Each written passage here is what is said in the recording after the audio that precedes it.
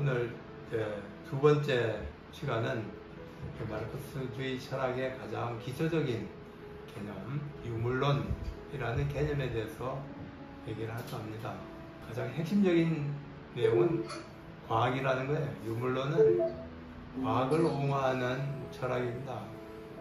근데 오늘날 과학을 불신하는 사람은 없을 것 같아요.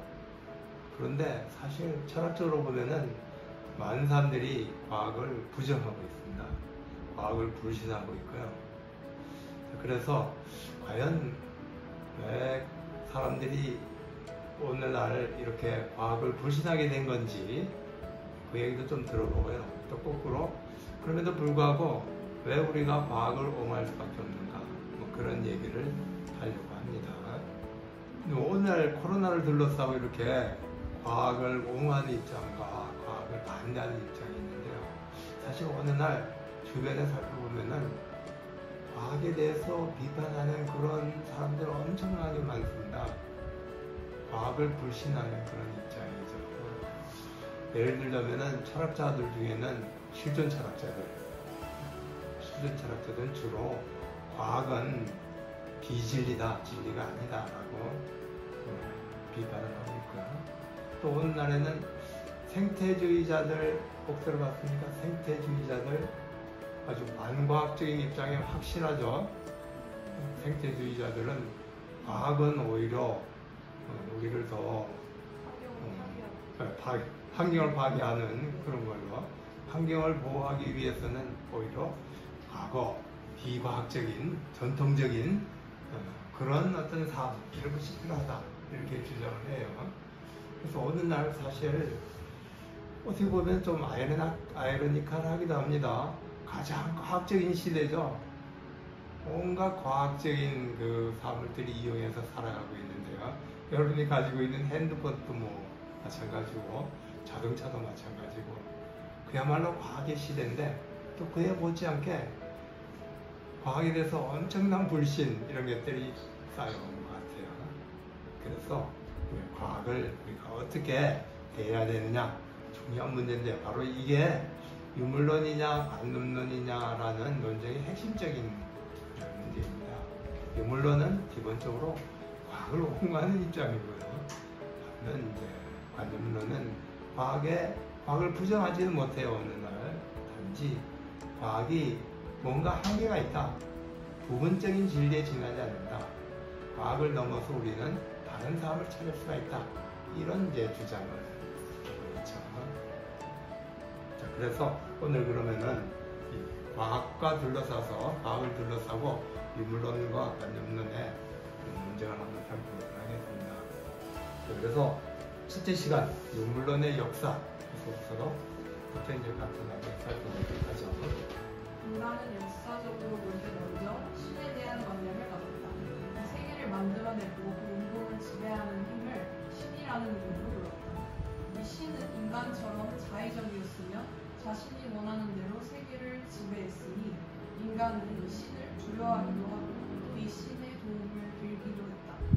인간은 이 신을 움직이는 여러 수단을 고안하기도 했다. 종교학자 가운데 프레이저라는 사람이 있습니다. 황금의 가지라는 책을 썼는데요. 꼭 아시는지 모르겠어요. 이 황금의 가지를 보면은 옛날 사람들이 이 두려운 신을 움직이기 위해서 어떤 꾀를 썼는지 상상해 나오고 있는데요. 나중에 여러분들이 한번 읽어봤으면 좋겠습니다. 황금의 가지라는 그런 책입니다. 그러나 점차 인간의 자각이 발전하면서 자연 속에는 일정한 법칙이 존재한다는 것을 발견하게 되었다. 자연 자체는 어떤 존재가 만들어내는 것이 아니라 그 스스로 그런 것이라는 생각에 도달하게 되었다.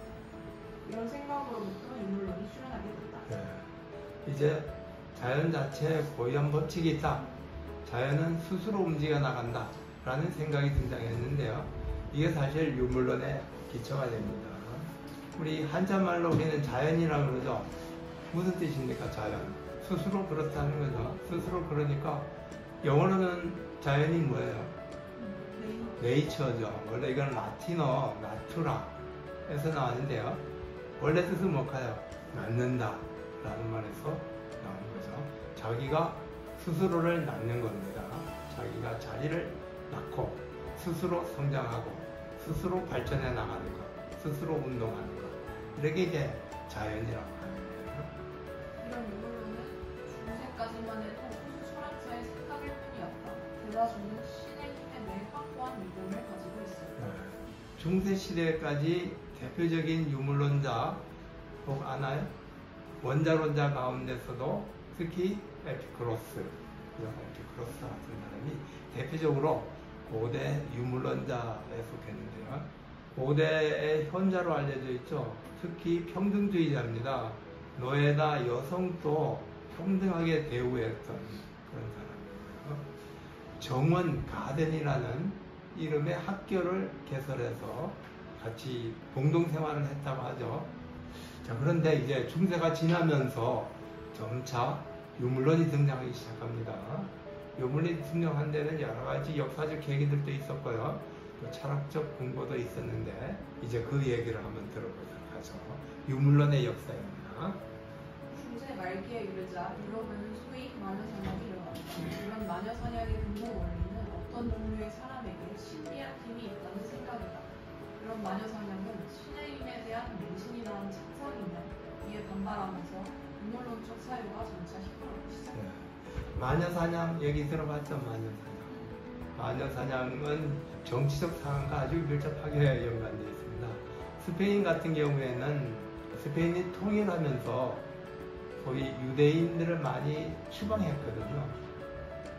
그러면서 이제 많은 유대인들을 마녀 사냥 이 방법을 해가지고 처벌을 했어요. 그렇게 마녀 사냥이 엄청난 규모로 이제 전개되니까 점차 사람들이 이 마녀 사냥에 대해서 회의를 하기 시작하는 거죠. 마녀 사냥을 극복하게 된 계기가 여러 가지가 있는데요. 어떤 계기일까요? 과학적 지식이 발전되면서 마녀라고 하는 게 과연 존재하는가에 대해서 점차 회의하기 시작했기 때문에 그랬던 거죠. 마지막으로는 사법 개혁이 있었습니다. 마녀 사냥이라고 하는 것은 근본적으로 뭡니까? 일종의 심증에 기초하는 거죠. 고문을 통해서 자백을 받아가지고 마녀를 만들어야 되는데 사법적으로는 이런 심증에 기초해서는 처벌할 수 없도록 돼 있죠. 어느 날 물론 우리나라에는 예외적인 법이 하나 있죠. 심증을 가지고 처벌하는 예외적인 법이 있습니다. 우리나라에 꼭 아시나요? 국가보안법이 그러나 아직까지 우리는 저 봉건적인 법에 신뢰한다 이런 얘기죠. 그래서 이제 유물론의 맨 처음 출현 형태는 사실은 무신론이었어요. 유물론이 먼저 나와서 나중에 이제 무신론이 된 게 아니라 먼저 신을 부정하고 그죠? 종교를 비판하면서 무신론적으로 이제 그런 다음에 나중에 역사적으로 보면은 나중에 유물론이라고 하는 게 등장했다는 거죠.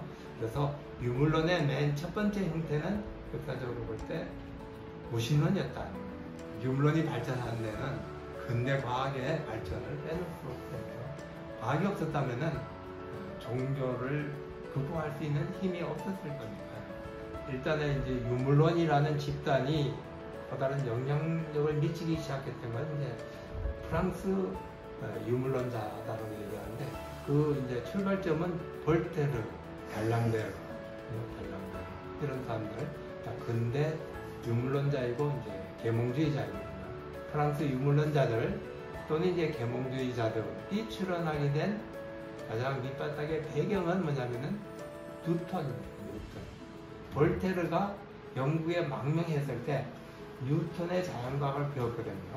그래서 이 뉴턴의 자연과학을 프랑스의 편지를 통해서 소개를 해줬습니다. 그런데 이제 아이러니컬하고는 뉴턴 자신은 유물론자가 아니었어요. 그죠? 뉴턴 자신은 말하자면은 연금술사였었고요. 자연 속의 어떤 신적인 것을 발견하기 위해서 평생을 노력하고요.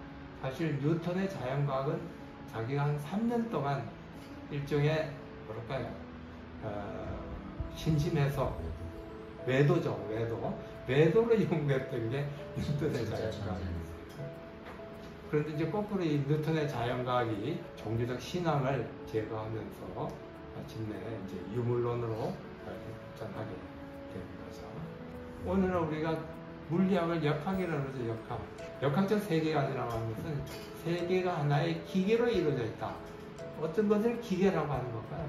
기계는 항상 인과적인 관계로 이루어진 걸 우리가 기계라고 해요.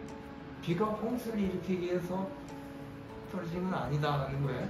자연에는 목적이 없다. 자연 자체가 하나의 원인과 결과라는 인과적 관계로 이루어져 있다고 보는 걸 우리가 기계적이다라고 얘기하고 또는 역학적이다 이렇게 얘기를 합니다. 그러나 곧바로 이 역학적 세계관이 과학에 있어서 한계에 부딪힙니다. 생물은 아무래도 기계가 아닌 것 같거든요. 생물은 뭔가 목적을 가지고 있는 것처럼 보이잖아요. 생물이 설명 안 됐을 뿐만 아니라 그 전에는 무엇보다도 빛이라는 게 설명이 안 됐어요. 빛. 점차 이 빛이라든가 생물이라고 하는 것은 역학적으로 설명할 수 없는 거고요. 적어도 이런 것들은 신이 여전히 지배한 것이 아니냐라고 해서 이제 신이 살아남는 영토가 생겨난 거예요. 그래서 신이 존재한다는 여러 가지 증거, 논리 이런 것들을 이제 제시하려고 하다 보니까 관념론이 발전하게 된 겁니다. 그래서 관념론은 한편으로는 이제 신앙을 옹호하기 위해서 나온 거고요. 또 한편으로는